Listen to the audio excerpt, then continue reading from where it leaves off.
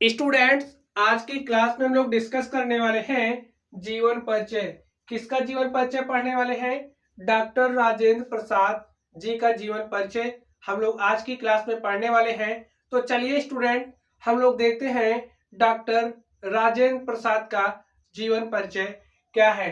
तो स्टूडेंट्स, जिस तरीके से हम आपको स्टेप बाय स्टेप पढ़ा रहे हैं उसी तरीके से आपको पढ़ना है और उसी तरीके से आपको अपने बोर्ड एग्जाम में लिखना है।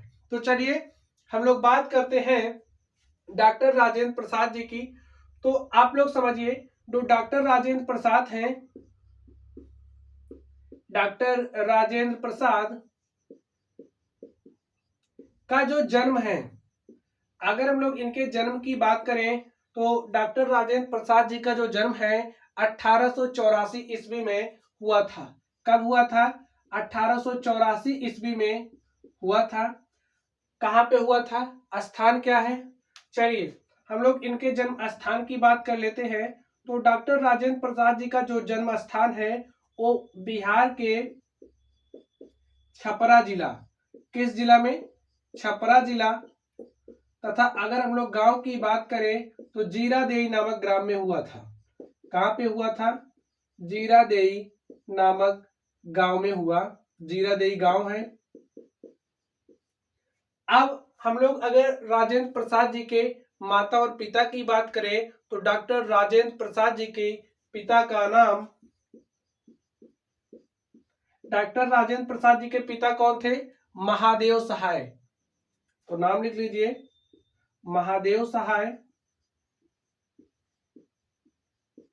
ये जो महादेव सहाय जी हैं एक प्रतिष्ठित और धनी किसान थे।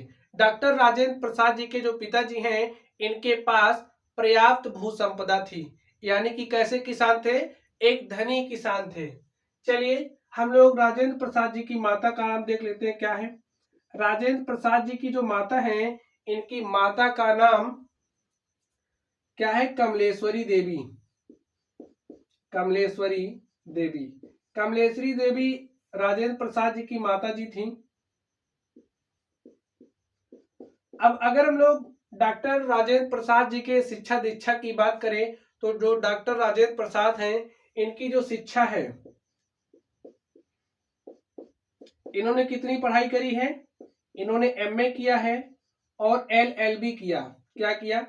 एमए और एलएलबी किस यूनिवर्सिटी से किया इन्होंने? कोलकाता यूनिवर्सिटी से। लिख लीजिए,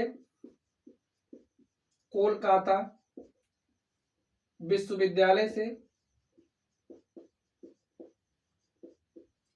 कोलकाता विश्वविद्यालय से डॉक्टर राजेंद्र प्रसाद जी ने एमए और एलएलबी की डिग्री प्राप्त करी।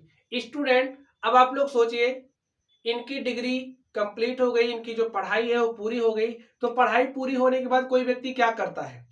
कहीं नौकरी करेंगे। तो इन्होंने भी कोई काम किया। क्या काम किया? जो मुजफ्फरपुर का कॉलेज है, मुजफ्फरपुर के कॉलेज में इन्होंने अध्यापन का कार्य किया। तो लिख लीजिए, इसके बाद आपको लिखना है कि इन्होंने क्या काम किया। तो जो मुजफ्फरपुर कॉलेज है,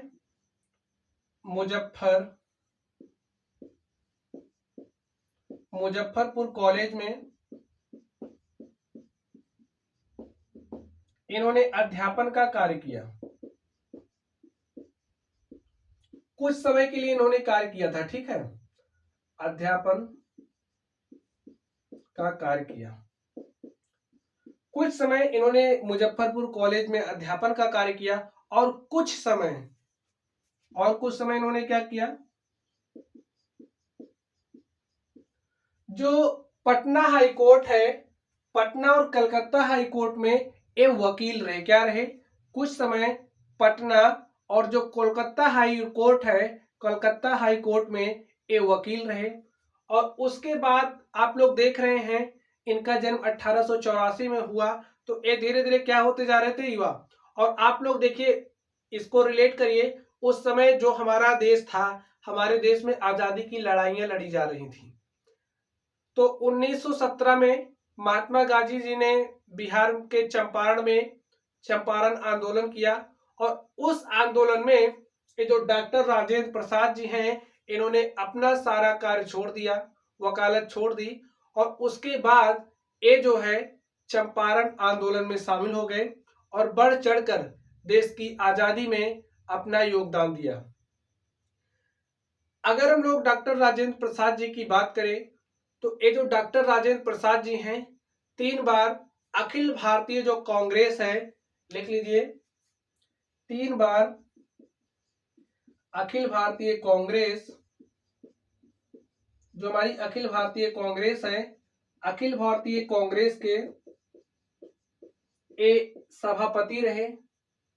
और यहाँ पे देखिए 1917 में चंपारण आंदोलन में इन्होंने सक्रिय भाग लिया, 3 बार अखिल भारतीय कांग्रेस के सभापति रहे और भारत के जो प्रथम राष्ट्रपति की अगर हम लोग बात करें तो यहां से आप लोगों को जीके का क्वेश्चन समझ लीजिए।